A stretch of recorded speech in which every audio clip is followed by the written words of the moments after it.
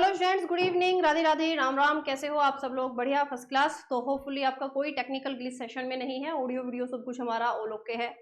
तो आप सबको लिए एक छोटी सी सूचना कि रेलवे ग्रुप डी में इस बार जो आपके एग्जाम जो रिसेंटली हमारे खत्म हुए थे अभी आपकी जनवरी फरवरी तक, उसमें बहुत सारे चेंजेस देखे गए हैं और वो चेंजेस इतने ज्यादा बड़े हैं और आपके लिए जानना बहुत जरूरी है, क्योंकि जो आने वाले बच्चों का रेलवे ग्रुप डी का एग्जाम होना है उनके लिए ये सेशन बहुत ज्यादा जरूरी है। जो अगले साल फॉर्म भरेंगे उनके लिए बहुत जरूरी है। अब तक जिस हिसाब से हमारा पेपर आया करता था, अब वो पेपर का पैटर्न आपका चेंज हो चुका है। लगभग 100 से ज्यादा आपकी शिफ्ट में एग्जाम को कंडक्ट कराया गया है रेलवे ग्रुप डी के, और ये इतने मेजर चेंजेस हैं जिसके बारे में अभी तक आपको कोई बात नहीं कर रहा है, आपको कोई बता नहीं रहा है। आपको वही पुराना सिलेबस दिखाया जा रहा है कि ये चैप्टर हम लोग कंप्लीट कराएंगे। सबसे पहले तो आप लोगों के पास में ये न्यूज पहुंच चुकी होगी कि क्लास 9th की एनसीईआरटी आपकी काफी चेंज हो चुकी है, यानी 3 से 4 चैप्टर है, जहां तक मुझे याद है 3 चैप्टर हैं जो आपके डिलीट किए गए हैं और 3 ही चैप्टर हैं जो आपके नए ऐड किए गए हैं। ठीक है, तो वो ऑलरेडी मैं आप लोगों को एक शॉर्ट वीडियो के माध्यम से बता दूंगी कि कौन कौन से चैप्टर ऐड किए गए हैं और कौन कौन से चैप्टर आपके डिलीट किए गए हैं। लेकिन हम आते हैं आपके ऑफिशियली डेटा की तरफ कि मैम इस बार की जो हमारे, क्योंकि देखो जो इस बार का पेपर हुआ है उसी के आधार पर आपका ये वाला पेपर भी होगा। अभी तक क्या करता था, जो रेलवे के एग्जाम्स हमारे होते थे उसमें ज्यादातर जो स्पेशली ग्रुप डी वाला सेक्शन होता था, बायोलॉजी के क्वेश्चन ज्यादा पूछे जाते थे, फिजिक्स केमिस्ट्री के कम पूछे जाते थे, है ना। कई बार तो पेपर इस तरीके से देखा जाता था कि जो बायोलॉजी के सेक्शन है वो मतलब लाइक 50% और 50% में फिजिक्स और केमिस्ट्री। ऐसे भी मैंने सेट्स आपके देखे हैं जो पिछले मतलब जो पिछली बार आपका पेपर हुआ था तब हमने इस तरह की चीजें देखी थी। लेकिन जो इस बार आपका पेपर हुआ है उसमें पूरा डेटा चेंज हो चुका है। सो ये वीडियो आपके लिए बहुत जरूरी है। सो प्लीज बाकी सारे बच्चों तक भी इस वीडियो को जरूर पहुंचाना, जिससे कि ताकि वो भी सही तरीके से अपनी तैयारी में लग सके, क्योंकि इस छोटी सी चीज पर कोई भी टीचर ध्यान नहीं दे रहे हैं। प्लेटफॉर्म वाले थोड़ा सा साइड कर रहे हैं कि भाई ठीक है हमको सारा सिलेबस कंप्लीट कराना है, लेकिन हमको सिलेबस इस तरह से कंप्लीट कराना होता है कि जो चांसेस ज्यादा है बच्चों के एग्जाम में क्वेश्चन पूछे जाने के। तो चलिए भाई, मैं आप लोगों के लिए बच्चा पूरा डेटा जो है मैंने आपका तैयार कर लिया है कि इस बार का जो आपका रेलवे ग्रुप डी का एग्जाम हुआ था उसमें फिजिक्स के कितने क्वेश्चन पूछे गए थे, उसमें केमिस्ट्री के आपके कितने क्वेश्चन पूछे गए थे और उसमें बायोलॉजी के आपके कितने क्वेश्चन पूछे गए थे। तो यदि बच्चा मैं आप लोगों से फिजिक्स की बात करूं तो फिजिक्स में 960 से ज्यादा क्वेश्चन थे। मतलब इस बार का जो आपका पेपर था ना उसमें सबसे ज्यादा जो वेटेज रही है वो फिजिक्स की रही है। अभी चैप्टर वाइज भी मैं आपको बताऊंगी। केमिस्ट्री के यदि बच्चा मैं आप लोगों से बात करूं तो केमिस्ट्री के क्वेश्चन पूछे गए हैं 720 के आसपास, लगभग 720 के आसपास क्वेश्चन है। 718 वैसे एग्जैक्ट नंबर है, तो हम 1-2 नंबर और ऐड कर लेते हैं क्योंकि कई बार जीके जीएस में भी कुछ क्वेश्चन आपके होते हैं। बायोलॉजी में क्वेश्चन पूछे गए हैं 815, और जो चैप्टर हम सबसे ज्यादा वेटेज वाले अभी तक मानते थे कि यहां से सबसे ज्यादा क्वेश्चन पूछे जाते हैं, इस बार वो डेटा रेलवे ने चेंज कर दिया है। सो अब आप जो भी बच्चे हैं आपको देखो इसी के हिसाब से अपने एग्जाम की तैयारी करनी होगी।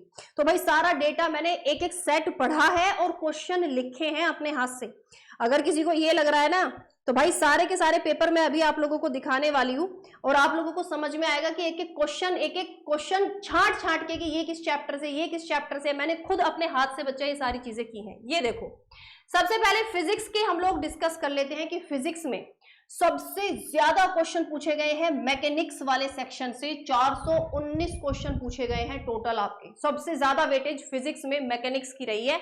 मैकेनिक्स मिक्स होता है आपका gravitational force, work, power, energy, Newton's law of equation, है ना, acceleration, motion, inertia, friction, kinetic energy, potential energy, ये सबका मिक्स पार्ट आपका होता है मैकेनिक्स, जो मैं ऑलरेडी आप लोगों को पेड क्लास में बहुत बोलती हूं कि न्यूमेरिकल पूछे जाते हैं। बच्चे इंटरेस्ट नहीं लेते, बच्चों को लगता है ग्राफ का कौन सा न्यूमेरिकल पूछा जाएगा। भाई पूछता है, वो ग्राफ को थ्योरी बना के पूछ लेगा। ठीक है, दूसरे नंबर पर जो वेटेज रही है वो है इलेक्ट्रिसिटी एंड मैग्नेटिज्म वाले चैप्टर की, यानी 203 क्वेश्चन आपके पूछे गए हैं यहां से। इसके अलावा ऑप्टिक्स से 192 क्वेश्चन। ये टोटल जो 100 से ज्यादा शिफ्ट आपकी हुई है ना, मैं उन सारे शिफ्ट की बात कर रही हूं। ऑप्टिक्स के 192 से ज्यादा क्वेश्चन आपके पूछे गए हैं।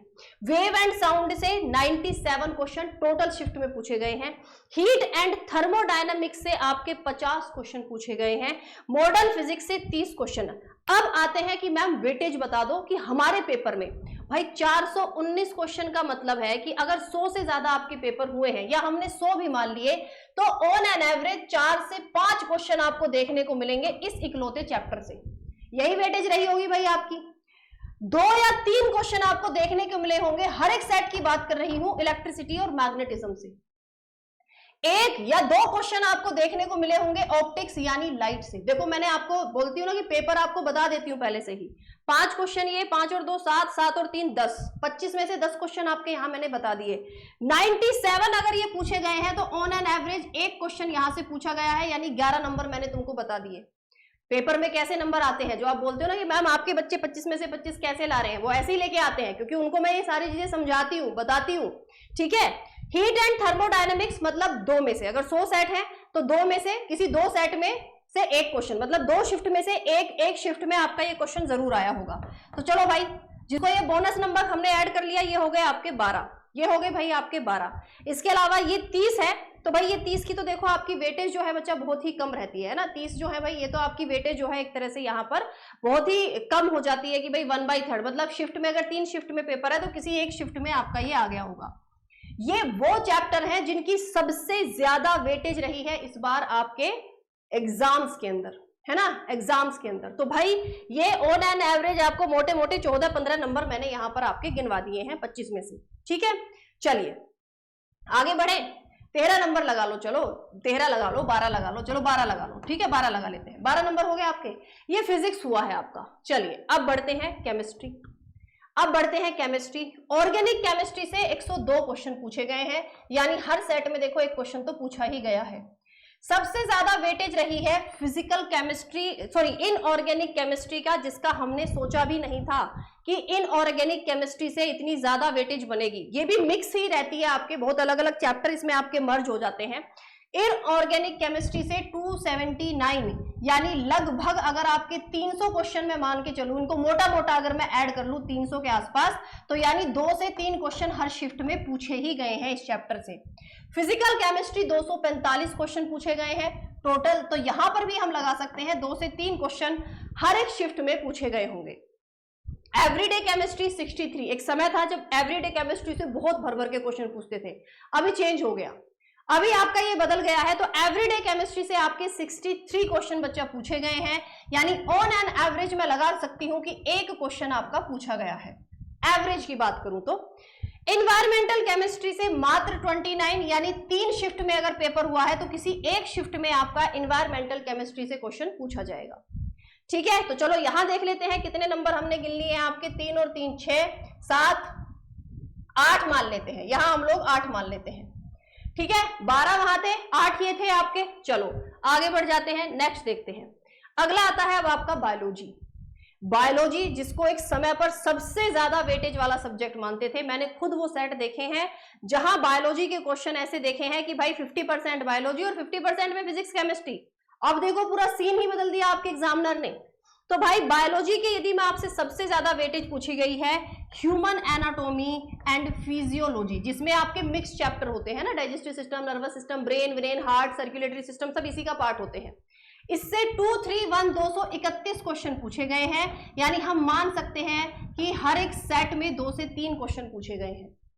हर एक सेट में ऑन एन एवरेज 2 से 3 क्वेश्चन हम मान सकते हैं, किसी में 2 किसी में 3 पूछ लिए गए होंगे। दूसरा वेटेज वाला सब्जेक्ट है आपका चैप्टर है बॉटनी, है ना। बॉटनी से तो खैर पुराने टाइम से ही मैक्सिमम क्वेश्चन पूछे जाते थे, लेकिन इस बार वेटेज और बढ़ गई है और क्वेश्चन का लेवल बढ़ गया है। ठीक है, तो 192 क्वेश्चन आपके किससे पूछे गए हैं, बॉटनी से, टोटल शिफ्ट में पूछे गए हैं। यानी यहां पर भी हम मान के चलेंगे कि 2 क्वेश्चन हर एक पेपर में बॉटनी के आपको देखने को मिले ही होंगे। तीसरा वेटेज रहा है सेल चैप्टर का, जिसको आप इंटरेस्टिंग नहीं बताते हो, बोरिंग बता देते हो, अरे मैम सेल मत पढ़ाओ। तो भाई 148 क्वेश्चन, यानी हम इसको भी मान सकते हैं ऑन एन एवरेज 1 से 2 क्वेश्चन हर सेट के अंदर पूछे गए होंगे। इसके अलावा 115 नंबर में इकोलॉजी एंड एनवायरनमेंट आपका चैप्टर रहा है, तो ये कितने 115, यानी यहां पर भी हम मान सकते हैं ऑन एन एवरेज 1 क्वेश्चन पूछा गया है। जेनेटिक्स एंड इवोल्यूशन 1 क्वेश्चन पूछा ही गया है ना, 1 क्वेश्चन यहां से बच्चा आपका पूछा ही गया है। सेक्सुअल रिप्रोडक्शन जो होता है ये सब कुछ इसी में इंक्लूड होता है।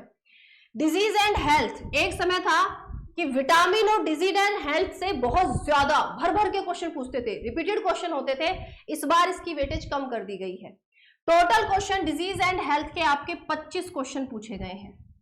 कितने क्वेश्चन पूछे गए हैं, मात्र 25 क्वेश्चन बच्चा आपके पूरे सेट में मतलब 100 पेपर अगर हुए हैं आपके, तो 100 में से सिर्फ 25 सेट ऐसे होंगे जिसमें से आपके ये क्वेश्चन पूछे गए हैं। सिर्फ 25 क्वेश्चन आपके पूछे गए हैं, तो पूरा सिनेरियो बदल चुका है, पूरे सब्जेक्ट आपके बदल चुके हैं, चैप्टर की वेटेज आपकी बदल चुकी है, और अगर आप अप टू डेट नहीं रहेंगे तो आप एग्जाम क्रैक नहीं कर पाएंगे। बहुत सिंपल मूल मंत्र है भाई एग्जाम को क्रैक करने का, कि आप लोगों को अप टू डेट रहना ही होगा। और जो बच्चे आपके अप टू डेट नहीं है, वो फिर आपके एग्जाम में, जो आप बोलते हो ना कि भाई पहली बार में कैसे पेपर क्लियर हो गया, ऐसा क्या किया, वो क्या किया, ये क्या किया, तो भाई कोई कुछ नहीं करता है ना।